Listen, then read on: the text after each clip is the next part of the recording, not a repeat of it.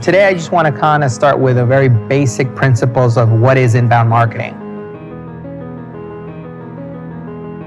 Inbound marketing is nothing new. Actually, it's been around for probably 10, 15 years. It's the whole methodology behind attracting customers. Most of us that have been around have been marketed to or sold to, and the traditional way of marketing or being sold to has been through push messaging. So you get a TV commercial. You really don't want to be looking at the TV commercial, but it just happens to be there at the middle of your show. So that's kind of the traditional method of marketing.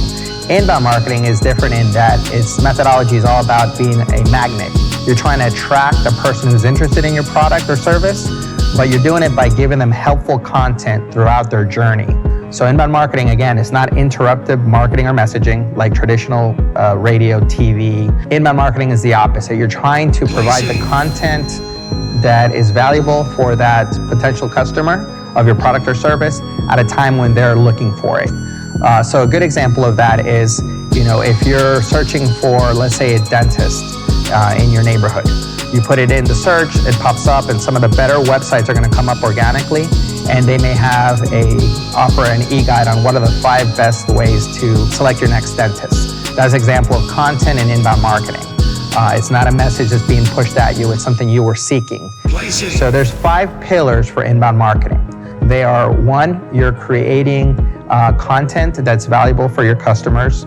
You're trying to understand the buyer journey. So what that means is every buyer has a journey. Either they're at the very top level of their buyer journey, meaning they're just kind of trying to figure out what dentist to choose, for example, right?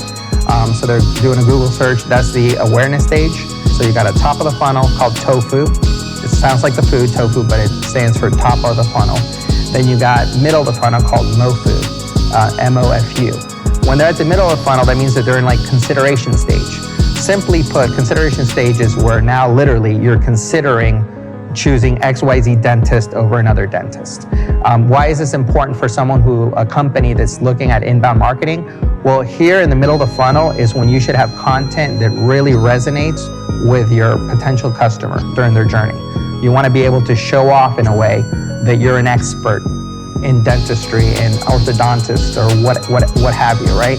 So here you want to have content, whether it's video, whether it's a blog, whether it's some kind of case study that highlights why you're an expert and why they should choose you. The third level is called the bottom of the funnel. So bottom of the funnel, or BOFU, is when a potential customer has already made the decision that they want to go with you. In fact, they've maybe already selected you as the dentist of choice or the software of choice, and now they're using you. And now you can use them to be a testimonial and help you get more of the people that are in the top of the funnel in the awareness stage. So that's the second pillar, which is understand your buyer's journey and the buyer persona. So a little bit about buyer personas. So what are they? Buyer personas are basically a fictional depiction of your ideal customer profile. In layman's term, you have a certain type of customer you're trying to go after. So if you're a personal injury attorney, your ideal customer is someone within 30 miles or maybe even less, 15 miles from your law offices. And obviously it's someone who got recently in an accident of some sorts, right? So you would start building out who they are, what do they read, where do you want to attract, how do you attract their attention. For attorneys, for example, it's sometimes billboards. Definitely they spend money on Google, PPC. So that's how you kind of start creating a buyer persona. The buyer persona actually has both demographic information about your ideal customer profile, and it also has psychographic information. And what I mean by that is it'll say, typically this decision maker is 40, 45, male, female, graduate, not graduate. They prefer to do their searches online, or they prefer to do their searches at conferences more face-to-face. So you get a better idea of who your buyer persona is. So that second pillar is understanding your buyer persona for inbound marketing. Once you understand your buyer persona, you start then creating the right kind of content that talks to that buyer persona and in the right channels. You can start thinking about, okay, if I'm going to do some social media campaigning, knowing who my ideal customer is, what should I do with my dollars and budget for social media? On Facebook, I can't do a national campaign if I'm a doctor in Miami. I probably just want things that are around 30 miles away from my office or less, right? Same thing with attorneys. Unless they have a national firm, that's a whole different story.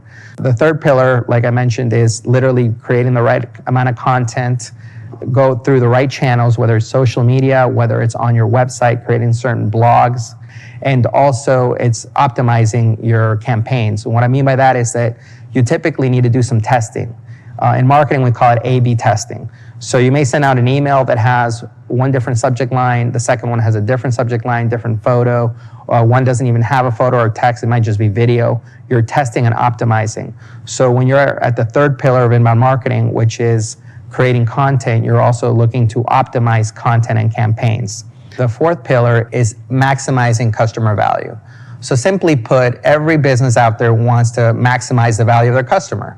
There's actually an acronym called LTV, lifetime value. Every customer has a lifetime value.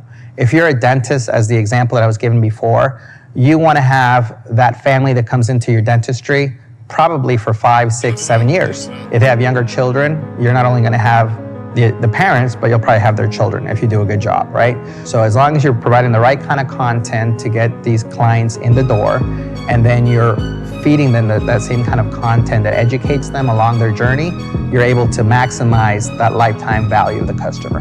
The fifth pillar is sustaining an inbound marketing strategy. In order for you to have a successful inbound marketing strategy, you need resources, systems, and tools. So let's go through resources first. In order to write content and to provide content through the right channels to your potential customers, you need help. Whether you have it in-house or you get a partner agency that can help you with video marketing, production of videos for your e-commerce site, shoppable videos, for example, and or if you just need videos to highlight your product, services, or testimonials from your customers. For blogs and content to drive traffic to your website organically without having to pay Google PPC ads, you need a team that can help you with content. In terms of systems, you may or may not have a marketing automation platform. It's software that helps you automate your marketing. And what it does is it really just helps to take all the potential customers you have and the leads, and it automates things for you. Email marketing, it can automate posting on social media. It helps you understand where your customer is and getting them all the content they need during their journey, whether they're at the top of the funnel and they're still considering, middle of the funnel where they're considered you for your product or service, and or they become a customer and now you want to continually just let them know that you're there for them. In conclusion, inbound marketing is a method of marketing to your customers or potential customers or even current clients in a non-interruptive way, because you're providing content that's valuable for them and you're giving it to them when they're asking for it. So it's almost permission-based. We're taking upon ourselves and our team to learn about inbound marketing from a book called They Ask You Answer.